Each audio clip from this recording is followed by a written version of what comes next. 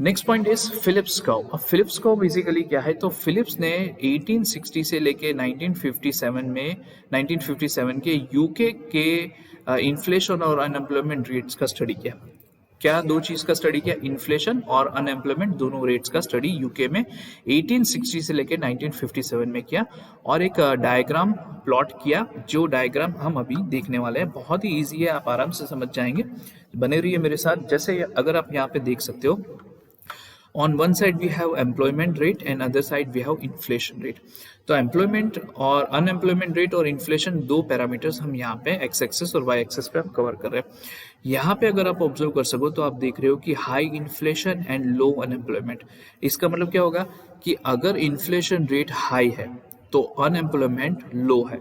यहाँ पे आप देखो कि लो इन्फ्लेशन तो हाई अनएम्प्लॉयमेंट, यानी कि इन्फ्लेशन और अनएम्प्लॉयमेंट दोनों के बीच में इनवर्स रिलेशनशिप है। इनवर्स मतलब उल्टा रिलेशन है। अगर इन्फ्लेशन हाई होगा तो अनएम्प्लॉयमेंट लो हो जाएगा, अगर इन्फ्लेशन लो है तो अनएम्प्लॉयमेंट हाई हो जाएगा। अब मैं आपको इसका एक्सप्लेनेशन प्रोवाइड करता हूँ कि ऐसा क्यों होता है। देखो, इन्फ्लेशन का मतलब क्या है, continuous rise in the price. अगर किसी भी प्रोडक्ट की प्राइस पे कंटिन्यूअस बेसिस पे इंक्रीमेंट होता है तो उसका मतलब क्या होगा कि जो कंपनी प्रॉफिट अर्न कर रही है वो प्रॉफिट में भी इंक्रीमेंट होगा। एक नॉर्मल कोर्स ऑफ एक्शन में हम अज्यूम करें कि कंपनी प्राइसेस इंक्रीज करिए तो कंपनी का प्रॉफिट भी इंक्रीज होगा। कंपनी प्राइस कब इंक्रीज होगी, जब डिमांड ज्यादा होगी। तो डिमांड ही नहीं है तो प्राइस थोड़ी इंक्रीज होगी, ठीक है। तो डिमांड ज्यादा है, प्राइस ज्यादा है, प्रॉफिट भी ज़्यादा है, तो कंपनी को क्या करना पड़ेगा, एक्सपेंशन मोड पे जाना पड़ेगा। नई टेक्नोलॉजी डेवलप करनी पड़ेगी, नए लोगों को हायर करना पड़ेगा, नए यूनिट्स परचेज करने पड़ेंगे। तो ये सारी चीज़ें जो होगी वो अल्टीमेटली क्या होगा, it will increase employment opportunities. आज मेरे प्रोडक्ट की मार्केट में 100 यूनिट्स की डिमांड है, ठीक है, लेकिन कुछ रीज़न की वजह से लोगों के पास पैसा बढ़ा है या XYZ जो हुआ हो, जिसकी वजह से अब जो 100 यूनिट की हर महीने सेल्स हो रही थी अब वो 150 यूनिट की सेल्स हर महीने हो रही है। तो अगर एक आध महीना हो तो मैं कहीं से भी एडजस्ट कर दूं, लेकिन अगर आने वाले महीने में हर महीने में मुझे 50% एक्स्ट्रा यूनिट्स का प्रोडक्शन करना है तो मुझे अपने प्लांट को एक्सपेंशन मोड पे लेके जाना पड़ेगा। तो एक्सपेंशन मोड पे लेके जाना पड़ेगा। अभी तक मेरे कंपनी में सिर्फ 20 बंदे काम करते थे, तो अब मुझे 30 लोगों की जरूरत पड़ेगी। तो 10 एक्स्ट्रा लोगों को मैंने हायर किया। तो ये 10 एक्स्ट्रा लोगों को हायर किया तो ये जो अनएम्प्लॉयड लोग थे उनको मैंने हायर किया, यानी कि इकोनॉमी के अंदर अनएम्प्लॉयमेंट रेट कम हुआ। Are you getting my point? देखो, एक कनेक्शन में यहाँ पे सेटअप कर रहा हूँ कि इन्फ्लेशन रेट इंक्रीज हुआ तो कंपनी की प्राइस, प्रोडक्ट की प्राइस, सर्विसेज की प्राइस इंक्रीज हुई, प्रॉफिट इंक्रीज हुआ, और भी डिमांड बढ़ रही है तो कंपनी को एक्सपेंशन मोड पे जाना पड़ रहा है। कंपनी एक्सपेंशन में जा रही है तो कंपनी को और भी वर्कर्स की जरूरत है, और वर्कर्स कंपनी के अंदर काम करेंगे, यानी कि एम्प्लॉयमेंट रेट है वो इंक्रीज होगा तो अनएम्प्लॉयमेंट रेट डिक्रीज होगा। उसी तरह से इनवर्स रिलेशन यहाँ पे होगा। अगर प्राइस कंटिन्यूस बेसिस पे लो हो रहा है, ठीक है, तो यहाँ मेरे खुद के खाने के प्रॉब्लम है तो मैं दूसरे 5 बंदों को कहाँ बिठाऊंगा, that is not possible for me. तो मैं क्या करूंगा, 20 बंदे में से मैंने 10 को निकाल दिया और 5 को निकाल दिया और 2 को निकाल दिया। तो अभी तक जो काम कर रहे थे अब उनके पास कोई काम नहीं है। तो इन्फ्लेशन अगर कम हो जाएगा तो क्या होगा कि अनएम्प्लॉयमेंट रेट इंक्रीज हो जाएगा। आई होप आपको ये समझ में आ रहा है, ठीक है।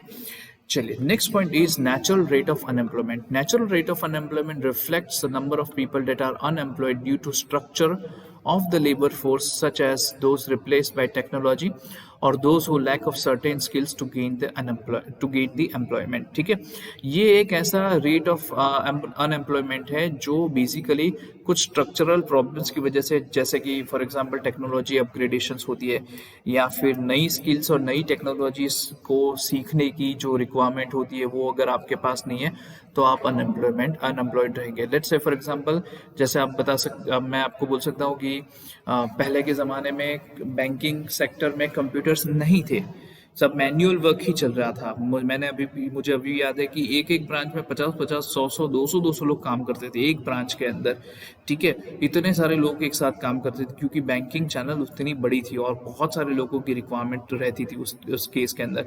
एक सिंपली अगर 5,000 रुपये अगर आपको विड्रॉ करने तो कम से कम 30 से 45 मिनट आपके वहाँ पे जाते थे। इतनी डेंजरस सिचुएशन थी बैंकिंग चैनल। लेकिन कंप्यूटर के आने के बाद जिन लोगों को अब कंप्यूटर नहीं आता वो बैंक बैंक के अंदर जॉब करने का ख्वाब भी नहीं देख सकते, वो सोच भी नहीं सकते, क्योंकि पूरी बैंकिंग सिस्टम ये कंप्यूटर से ही चलती है, ये इंटरनेट से ही चलती है, इसके बिना आपका काम नहीं हो सकता। तो अगर आपके पास ये स्किल्स नहीं है तो आप अनएम्प्लॉयमेंट लेवल पे आ जाएंगे। तो वो जो पर्टिकुलर रेट है, जिस रेट से अनएम्प्लॉयमेंट रहता है due to structural change you can say, और लेबर फोर्स या टेक्नोलॉजिकल डेवलपमेंट है, या फिर सर्टेन स्किल्स लोगों के पास नहीं है, तो उसके लिए वो जो पर्टिकुलर नेचुरल रेट है, वो नेचुरल रेट को हम नेचुरल रेट ऑफ अनएम्प्लॉयमेंट बोलेंगे। Moving on next point, that is the level of unemployment. अब इसके अंदर भी 3 या फिर हम 4 पर्टिकुलरली लेवल ऑफ अनएम्प्लॉयमेंट बोल सकते हैं। For example frictional unemployment. Frictional unemployment ये ऐसे अनएम्प्लॉयमेंट है कि जो ये टेम्पररी पीरियड ऑफ टाइम के लिए होते हैं। लेट्स से फॉर एग्जांपल मैं अभी सूरत में जॉब करता था, लेकिन सूरत में से मुझे मुंबई के अंदर जॉब मिली, और मैंने सूरत की जॉब छोड़ दी और 10 दिन के अंदर मैं मुंबई ज्वाइन कर रहा हूँ। ठीक है, 10 दिन मैं अपने ट्रांसमिशन में ही हूँ, ट्रांजिशन फेज में ही हूँ।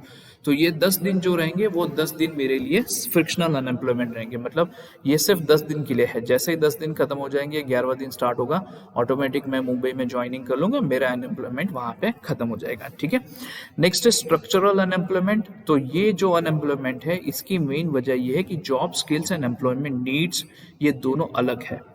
तो मेरे पास जो स्किल्स एंड एबिलिटीज है और कंपनी को जो स्किल्स एंड एबिलिटीज चाहिए, ये दोनों के बीच में मिसमैच है। ठीक है, तो फॉर एग्जांपल अगर मैं बताऊं कंपनी को सबसे ज़्यादा, किसी भी कंपनी में आपको चाहिए जाना है तो सबसे इंपॉर्टेंट चीज़ जो कंपनी को चाहिए वो एक प्रॉब्लम सॉल्विंग एटीट्यूड। कहीं पे भी आप जाओ, किसी भी कंपनी में आपको काम करना है तो सबसे पहले यही चीज़ आपसे पूछी जाएगी कि प्रॉब्लम सॉल्विंग एटीट्यूड आपका है या नहीं है, क्या आप प्रॉब्लम को सॉल्व कर पा रहे हो। बाकी सारी चीज़ें बाद में आएगी। ठीक है, तो ऐसी काफ़ी सारी चीज़ें फिर कभी उसके ऊपर डिस्कशन करेंगे। तो ये एम्प्लॉय की नीड और एम्प्लॉयमेंट की नीड और आपकी जॉब स्किल दोनों के बीच के अंदर जो डिफरेंस है, उन डिफरेंसेस की वजह से स्ट्रक्चरल अनएम्प्लॉयमेंट रहता है, और ये काफ़ी लंबे समय तक रह सकता है। Next point is cyclical fluctuations. ये साइक्लिकल फ्लक्चुएशन ऐसा, जैसे आपने बिजनेस साइकिल सुना होगा, तो ये बिजनेस साइकिल के अंदर सबसे पहले अगर हम देखें तो प्रॉस्पेरिटी, रिसेशन, फिर डिप्रेशन, फिर पिक पीरियड आता है, फिर से डिप्रेशन, प्रॉस्पेरिटी, ये कंटिन्यूसली ऊपर नीचे, यानी कि इकोनॉमिक एक्टिविटी कंटिन्यूस बेसिस पे ऊपर नीचे होती रहती है। कभी आप देखिए प्रॉस्पेरिटी चलती है, अभी देखो कोरोना की सिचुएशन थी तो मार्केट बहुत ही बुरी तरह से डाउन चला गया था। आज आप BSE सेंसेक्स देखिए 47,000 समथिंग अप्रोक्सीमेटली चल रहा है। तो ये अब बिजनेस जो है वो एकदम टॉप पे चल रहा है, इकोनॉमिक साइकिल बहुत ही टॉप पे है। तो टेम्परेरी पीरियड ऑफ टाइम के लिए ये साइक्लिकल फ्लक्चुएशन जब आते हैं, उस फ्लक्चुएशन की वजह से लोग अपनी जॉब गंवा देते हैं। जैसे कोरोना के सिचुएशंस के अंदर देख लीजिए, या फिर रिसेशन की सिचुएशन जब आती है, तो टेम्परेरी पीरियड के लिए लोग नौकरी उनको नहीं मिलती या बिजनेस लॉस करता है, बट वो particular season, particular time period के लिए रहता है। जैसे ही वो रिसेशन से फिर से प्रॉस्पेरिटी की तरफ आता है तो ऑटोमेटिक फिर से लोगों को जॉब मिलेगी। And seasonal unemployment, that is limited to particular season only. ठीक है, एक पर्टिकुलर सीजन, जैसे कि अब मानसून सीजन देख लीजिए, तो मानसून सीजन के अंदर कुछ काम, कुछ वर्क ऐसे होते हैं जो लोग कैरी ऑन नहीं करते, तो ये पर्टिकुलर सीजन तक ही ये अनएम्प्लॉयमेंट रहता है, उसके बाद फिर से उनको एम्प्लॉयमेंट मिल जाता है। Next important topic that I'm going to discuss is deflation, that is causes, remedies and solutions. तो deflation का सबसे पहले ये समझिए कि इसका मतलब क्या है। Deflation means sustainable reduction in the price of goods over a period of time. ठीक है, deflation का मतलब क्या? Sustainable reduction in the price of goods, यानी कि goods और services की प्राइस के अंदर continuous बेसिस पे over a period of time price में रिडक्शन जो हो रहा है उसको हम बोलेंगे डिफ्लेशन। तो ये डिफ्लेशन में एक्चुअली होता क्या है? तो डिफ्लेशन में क्या होगा? Reduction in price, profit, business opportunities, employment, production etcetera सब रिड्यूस हो रहा है। देखो, प्राइस भी रिड्यूस हो रही है, प्रॉफिट भी रिड्यूस हो रहा है, बिजनेस भी रिड्यूस हो रहा है, अपॉर्चुनिटीज जो नई एम्प्लॉयमेंट की थी वो भी रिड्यूस हो रहा है, लोगों के पास नौकरी भी नहीं मिल रही है, प्रोडक्शन भी रिड्यूस हो रहा है, everything is going in negative terms. Inflation में ये सब कंप्लीटली उल्टा होता है। इन्फ्लेशन में प्राइस भी इंक्रीज होगी, प्रॉफिट भी इंक्रीज होगा, बिजनेस भी इंक्रीज होगा, अपॉर्चुनिटी इंक्रीज होगी, एम्प्लॉयमेंट इंक्रीज होगा, प्रोडक्शन सब कुछ इंक्रीज होगा। और डिफ्लेशन के अंदर उसका एग्जैक्ट ऑपोजिट होगा। तो ये हाँ, इन्फ्लेशन में क्या होगा? देखो, ये मैंने बताया, इन्फ्लेशन के अंदर सबसे ज्यादा ये चीज होती है। तो ये दो में से बेटर कौन सा है? आप क्या सोचते हो कि इन्फ्लेशन ज़्यादा अच्छा है या डिफ्लेशन ज़्यादा अच्छा है? आप मुझे कमेंट में ज़रूर से ये चीज़ बताइएगा। अब ये डिफ्लेशन होने की वजह क्या है? क्यों डिफ्लेशन होता है? यानी कि कंटिन्यूस बेसिस पे price, profit, business opportunities, employment, ये इसमें कंटिन्यूस बेसिस पे रिडक्शन क्यों होता है, ये मैं आप लोगों के साथ डिस्कस करने वाला हूँ। ठीक है, डिफ्लेशन की सिचुएशन क्यों ऐसी होती है। तो पहला पॉइंट है रिडक्शन इन द डिमांड। देखो, किसी भी प्रोडक्ट या सर्विसेज की डिमांड के अंदर अगर रिडक्शन हो जाता है due to any reason, for example substitute effect हुआ, या फिर commodity goes out of fashion, या फिर प्रोडक्ट की क्वालिटी में कुछ प्रॉब्लम हो गया, XYZ कुछ भी हुआ जिसकी वजह से उसकी डिमांड में रिडक्शन होता है, और अगर ये प्रोडक्ट की डिमांड में रिडक्शन होता है तो ऑटोमेटिक क्या होगा कि सप्लाई इंक्रीज होगा और प्रोडक्ट की प्राइस कंटिन्यूस बेसिस पे रिड्यूस होनी स्टार्ट हो जाएगी। ठीक है, next point is increase in the productivity.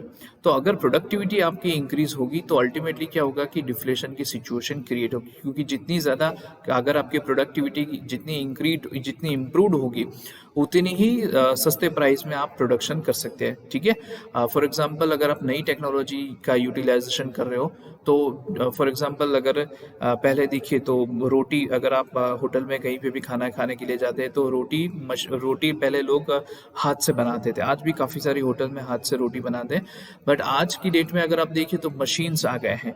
ठीक है, तो एक बंदा जिस हिसाब से रोटी बनाता है उससे कहीं गुना एक मशीन आप लगा दो तो ऑटोमेटिक कंटिन्यूस बेसिस पे ये रोटियां हजारों की तादाद में ये बनाती रहेगी। ठीक है, और उसका कोई मेंटेनेंस भी उसका बहुत ही कम आएगा, और एक यूनिकनेस आपको सभी में एक ही कंटिन्यूस बेसिस पे आपको इसका प्रोडक्शन मिलेगा। तो अगर आप इस तरह की प्रोडक्टिविटी इंप्रूवमेंट मेजर्स लगाते हैं तो इससे क्या होगा कि प्राइस के अंदर रिडक्शन हो जाएगा, और अगर प्राइस रिडक्शन होगा तो ऑटोमेटिक क्या करेंगे, लोगों की डिमांड भी उस तरह से कम होगी। Decrease in supply, currency supply, अगर करेंसी सप्लाई डिक्रीज हो जाती है, गवर्नमेंट करेंसी को सप्लाई नहीं करती, मनी सप्लाई इंक्रीज नहीं करती या फिर उल्टा कम कर देती है इन्फ्लेशन को कंट्रोल करने के लिए, तो सर्टेन सिचुएशन में ऐसा भी होता है कि money supply, currency supply decrease होने की वजह से इन्फ्लेशन तो बहुत दूर की बात हो जाती है, लेकिन कभी कभी रिसेशन में और डिफ्लेशन की सिचुएशन क्रिएट हो जाती है। Austerity measures, that is you can से reduction in the government expenditures. तो अगर गवर्नमेंट अपना एक्सपेंडिचर्स कम कर देती है, जैसे अभी कोरोना की सिचुएशन चल रही है, तो गवर्नमेंट ने जो भी अननेसेसरी प्रोजेक्ट्स थे, जिसमें अननेसेसरी इन टर्म्स ऑफ कि जिसको पोस्टपोन किया जा सकता था, ऐसे सभी प्रोजेक्ट्स को पोस्टपोन कर दिया है, और सबसे पहली प्रायोरिटी किसको दी है, कोरोना वॉरियर्स, कोरोना वैक्सीन के ऊपर गवर्नमेंट ने सबसे पहली प्रायोरिटी यहाँ पे दी है। तो बाकी जितने भी गवर्नमेंट के प्रोजेक्ट्स थे उन सभी प्रोजेक्ट्स को गवर्नमेंट ने टेम्पररी उसको रोक दिया है, और उसका सारा फंडिंग भी यहाँ पे डाइवर्ट कर दिया है, क्योंकि ये सबसे इमरजेंसी, सबसे इंपॉर्टेंट सिचुएशन है। तो अगर गवर्नमेंट अपना एक्सपेंडिचर कम कर देती है तो लोगों के पास पैसा कम होगा, लोगों के पास पैसा कम होगा तो लोग अपना एक्सपेंडिचर कम करेंगे, उनका परचेसिंग पावर कम हो जाएगा, और अल्टीमेटली प्रोडक्ट्स की डिमांड रिड्यूस होगी, और डिमांड रिड्यूस होगी तो कंपनी के प्रोडक्ट्स या फिर सर्विसेज की प्राइसेस भी कम होगी, और अल्टीमेटली हम डिफ्लेशन की सिचुएशन में आ जाएंगे।